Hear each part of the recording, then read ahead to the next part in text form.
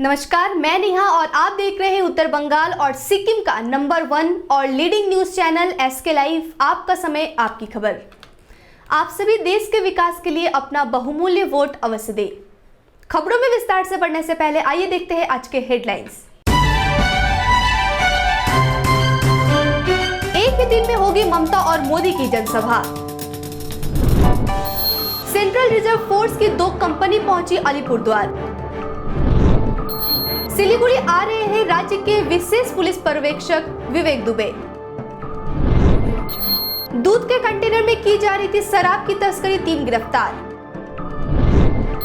मधु चाय बागान में श्रमिकों ने किया चुनाव बहिष्कार का ऐलान।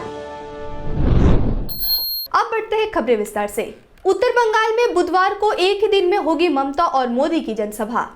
लोकसभा चुनाव पश्चिम बंगाल में सबसे अधिक दिलचस्प होने वाला है। यहाँ राज्य की सत्तारूढ़ पार्टी तृणमूल कांग्रेस की सभा 42 लोकसभा सीटों पर जीत दर्ज करने के लिहाज से काम कर रही है, जबकि मुख्य विपक्षी पार्टी के तौर पर उभरी भाजपा ने राज्य में कम से कम 23 सीटों पर जीत दर्ज करने की रणनीति बनाकर राजनीति लड़ाई शुरू कर दी है। अब पता चला है कि आगामी 3 अप्रैल को एक ही दिन में प्रधानमंत्री नरेंद्र मोदी और मुख्यमंत्री ममता बनर्जी की जनसभा होनी है।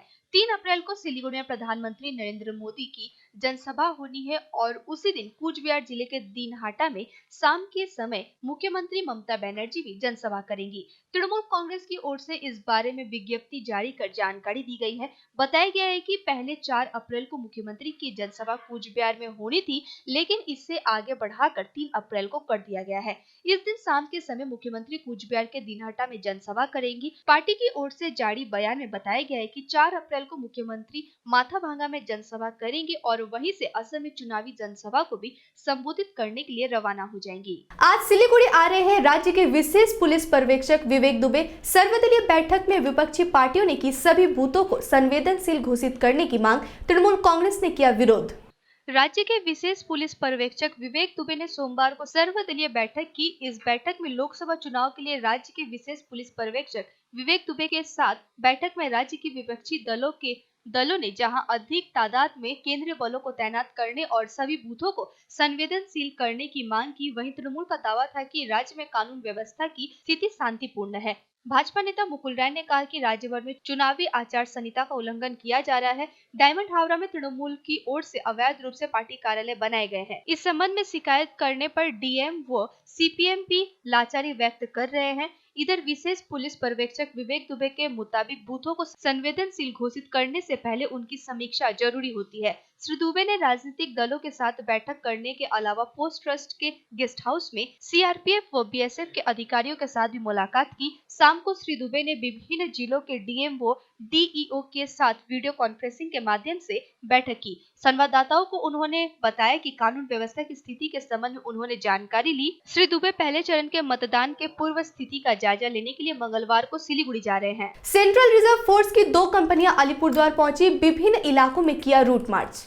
लोकसभा चुनाव को लेकर सेंट्रल रिजर्व फोर्स की 2 कंपनी मंगलवार को अलीपुरद्वार जिला पहुंची। सेंट्रल रिजर्व फोर्स के जवान आज सुबह 5 भागों में विभक्त होकर विभिन्न इलाकों में रूट मार्च किए। जिला अधिकारी व पुलिस अधीक्षक के नेतृत्व में आज सुबह सेंट्रल रिजर्व फोर्स के जवान अलीपुरद्वार शहर के ट्रांसपोर्ट इलाके में रूट मार्च किए। अलीपुरद्वार जिले के चुनाव अधिकारी शुभरंजन दास एवं जिला पुलिस अधीक्षक सुनील कुमार यादव समेत पुलिस के आला अधिकारी इन जवानों के साथ चल रहे थे। सिलीगुड़ी के गुरुंग बस्ती में भाजपा उम्मीदवार राजू बिस्त ने किया चुनाव प्रचार, कहा सांसद बनने पर लोगों के विकास पर ध्यान दूंगा। दार्जिलिंग लोकसभा सीट के भाजपा उम्मीदवार राजू बिस्ट ने कहा, सांसद बनने के बाद वे अपने संसदीय क्षेत्र के विकास की पूरी कोशिश करेंगे। सोमवार शाम सिलीगुड़ी के गुरुंग बस्ती में आयोजित सभा के दौरान उन्होंने कहा कि वे अपने क्षेत्र के लोगों के सर्वांगीण विकास के लिए हर संभव प्रयास करेंगे। उन्होंने कहा कि जिस तरह की सरकार बंगाल में लगातार चल रही है, यह प्रतीत होता है कि लंबे समय तक नहीं चल पाएगी। उन्होंने कहा, चाय बागान श्रमिकों का शोषण हो रहा है, श्रमिकों को न्यूनतम मजदूरी नहीं दी जा रही है।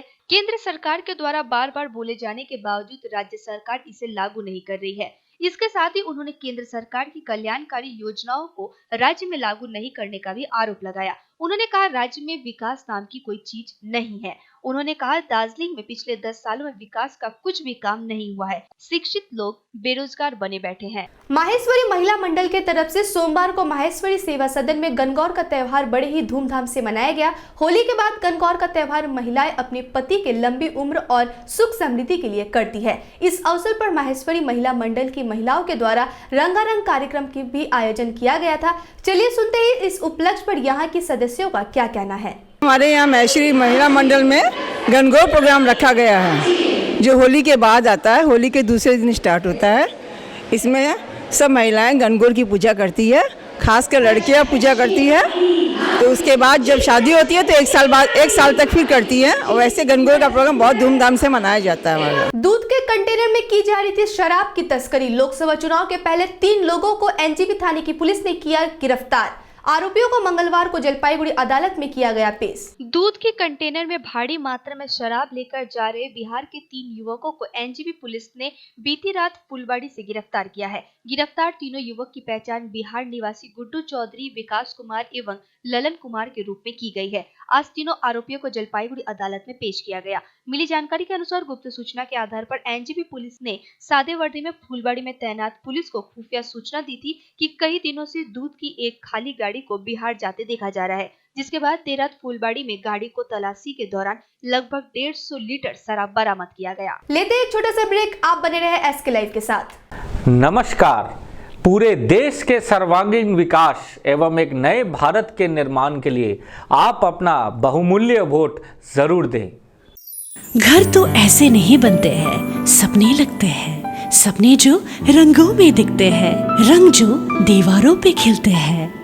कदमों की हर आहट पे खुशियाँ दिखते हैं। उम्मीद पर ही तो सालों साल सपनों के घर बनते हैं। सुंदर दीवारों से जन्नत जो अपना बसा, जमीन से आसमां तक रंग है PIS।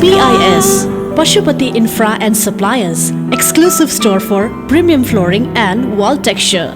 Create your own world in your way. PIS, second floor near Cosmos Mall, opposite North City, Sivak Road, Siliguri. For inquiry, call 9733341141. के तपाई काखी र खुट्टा गन्हाउने समस्याले पीडित हुनुहुन्छ? प्रस्तुत छ फ्रेडोरा, पुरुष र महिलाको निम्ति एउटा 100% आयुर्वेदिक उत्पादन। शरीरको दुर्गन्धबाट सम्पूर्ण मुक्ति अनुभव गर्नुहोस्। फ्रेडोरा, जसलाई ज्वालामुखीय पृथ्वीबाट जडीबुट्टी र खनिजहरूद्वारा तयार गरिएको छ।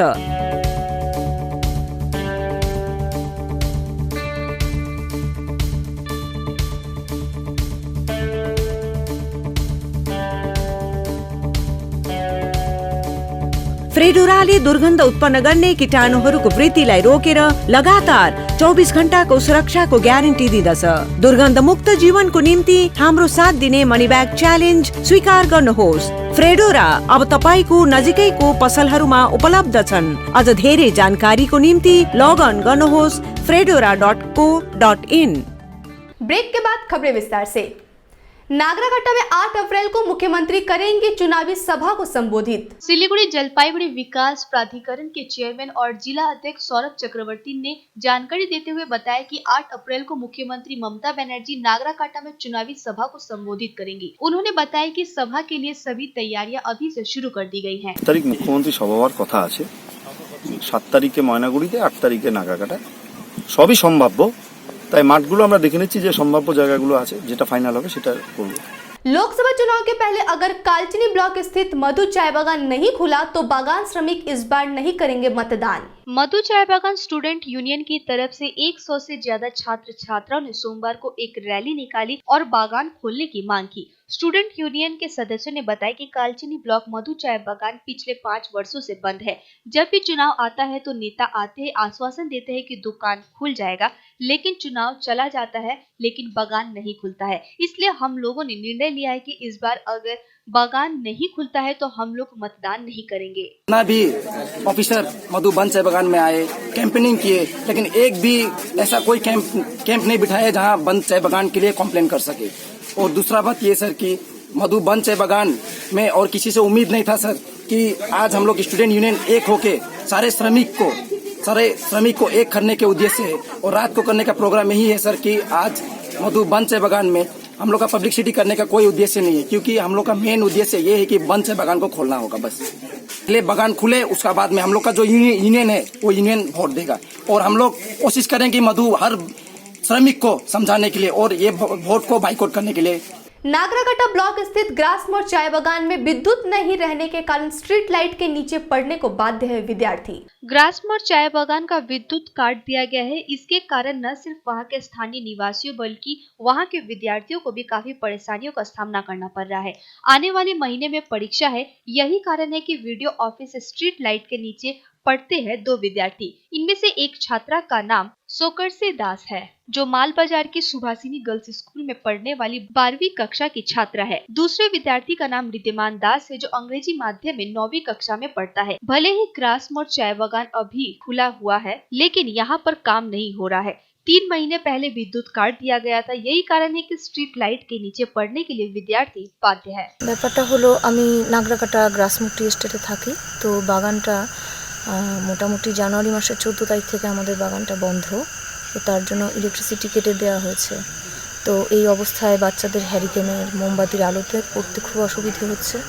আমাদের কিছু করণীয় নেই, কারণ সামনে এক্সাম চলে এসেছে ওদের। দুজনেই বোর্ড এক্সাম দেবে তো সামনে, তাই ওরা এখানে বসেছে। অ্যাকচুয়ালি অন্ধকারে ওদের খুব অসুবিধে হচ্ছে। স্কুলের হোমওয়ার্কগুলো জমা দিতে পারছে না, ক্লাসের পড়াগুলো এসে বাড়িতে মুখস্থ করতে পারছে না। এই সমস্তর জন্য প্রতিদিন বাচ্চা বাড়িতে এসে কান্নাকাটি করছে যে স্কুলে ওদের শাস্তি পেতে হচ্ছে। जलपाईगुड़ी लोकसभा केंद्र के सीपीआईएम उम्मीदवार भागीरथ राय ने रायगंज ब्लॉक के विभिन्न इलाकों में किया चुनाव प्रचार। জনগণের উদ্দেশ্যে যেটা বলছি সেটা তো সবারই জানা, আপনারাও জানেন দেশের এবং রাজ্যের যা পরিস্থিতি। দেশের ক্ষেত্রে বিজেপি শাসিত যে ধর্ম একটা উগ্র সাম্প্রদায়িক দল 5 বছর ধরে দেশে রাজত্ব করছে, দেশ শাসন করছে। যে প্রতিশ্রুতিরা তারা নির্বাচনের প্রাক মুহূর্তে দিয়েছিলেন কোনোটাই ফুলফিল হয়নি। ঠিক একইভাবে রাজ্যের ক্ষেত্রেও 8 বছর হতে চললো তৃণমূল কংগ্রেস আমাদের রাজ্য শাসন করছে এবং তারাও যে প্রতিশ্রুতিগুলো দিয়েছিলেন কোনোটাই ফুলফিল হয়নি। একটা লুটেরার গভর্নমেন্ট চলছে কেন্দ্র এবং রাজ্যে। তারা উভয়েই মানুষের সম্পদ লুট করছে, বেকারদের কর্মসংস্থানের সুযোগ কমছে, দেশের ক্ষেত্রে জিএসটি চালু করা এবং নোট বাতিলের প্রভাবে असंख्य छोटे छोटे कलकारखाना बंद हो गए। मुंबई की प्रसिद्ध अभिनेत्री सारा खान ने कूच बिहार में भाजपा उम्मीदवार निशित प्रामाणिक के समर्थन में किया रोड शो और चुनाव प्रचार। जीतते हैं तो निशित जी बहुत ही अच्छे इंसान है और मैं काफ़ी वक्त से जानती हूँ, इसलिए यहाँ पर उनके प्रचार के लिए, उनको सपोर्ट करने के लिए आई हूँ। आप सभी लोगों से विनती है कि ज़रूर उनको जिताएं और वो डिज़र्व करते हैं, इसलिए ज़रूर जिताएं। इसलिए नहीं क्योंकि मैं यहाँ प्रचार करने आई हूँ, लेकिन वो डिज़र्व करते हैं, तो इसलिए आप लोगों ने ज़रूर वोट करें और उन्हें ज़रूर जिताएं। विरोधियों से कोई बात नहीं करती इसलिए कुछ नहीं कहूँगी, बट अपने जिनको मैं सपोर्ट कर रही हूँ उनको मैं विश करना चाहूँगी और उनके लिए पूरा सपोर्ट है। So I wish him all the best. Lalu Prasad Yadav की पार्टी में बड़ी तकरार, 2 हिस्सों में बटा आरजेडी। तेज प्रताप यादव ने लालू राबड़ी मोर्चे का किया ऐलान। बिहार के राजनीति के दिग्गज माने जाने वाले लालू प्रसाद यादव का राष्ट्रीय जनता दल आरजेडी 2 हिस्सों में बट गया है। लालू प्रसाद यादव के बड़े बेटे तेज प्रताप यादव ने नई दिल्ली लालू राबड़ी मोर्चा का ऐलान कर दिया है। इसी के साथ उन्होंने सारण लोकसभा सीट से चुनाव लड़ने की भी बात कही है। गौरतलब है कि तेज प्रताप यादव आरजेडी की ओर से सारण लोकसभा सीट पर चंद्रिका राय को चुनाव मैदान में उतारने को लेकर नाराज चल रहे थे। चंद्रिका राय तेज प्रताप यादव के ससुर हैं। निजी क्षेत्र के कर्मचारियों के लिए बड़ी खुशखबरी, अब मिलेगा ज्यादा पेंशन। सुप्रीम कोर्ट ने साफ किया रास्ता। सुप्रीम कोर्ट ने सोमवार को प्राइवेट सेक्टर में काम करने वाले कर्मचारियों के लिए पेंशन में बम्पर बढ़ोतरी का रास्ता साफ कर दिया है। इससे पेंशन में कई 100% तक बढ़ोतरी हो जाएगी। सुप्रीम कोर्ट ने ईपीएफओ की उस सूची को खारिज कर दिया है जो केरल हाईकोर्ट के फैसले के खिलाफ दायर की गई थी। दरअसल हाईकोर्ट ने ईपीएफओ को ऑर्डर दिया था कि वह रिटायर हुए सभी कर्मचारियों को उनकी पूरी सैलरी का हिसाब से पेंशन दे। वर्तमान में ईपीएफओ 15,000 रुपए वेतन की सीमा के साथ योगदान की गणना करता है। ईपीएस की शुरुआत 1995 में की गई थी। तब नियोक्ता कर्मचारियों की सैलरी का अधिकतम सालाना 6,500, 500 एक 40 रुपए महीना का 8.33% ही EPS के लिए जमा कर सकता था। मार्च 1996 में इस नियम में बदलाव किया गया था कि अगर कर्मचारी कुल सैलरी के हिसाब से स्कीम में योगदान देना चाहे और नियोक्ता भी जारी हो तो उसे पेंशन भी उसी हिसाब से मिलनी चाहिए। अब तक के लिए इतना ही। आगे खबरों के लिए बने रहे SK लाइव के साथ। आपका समय, आपकी खबर। धन्यवाद।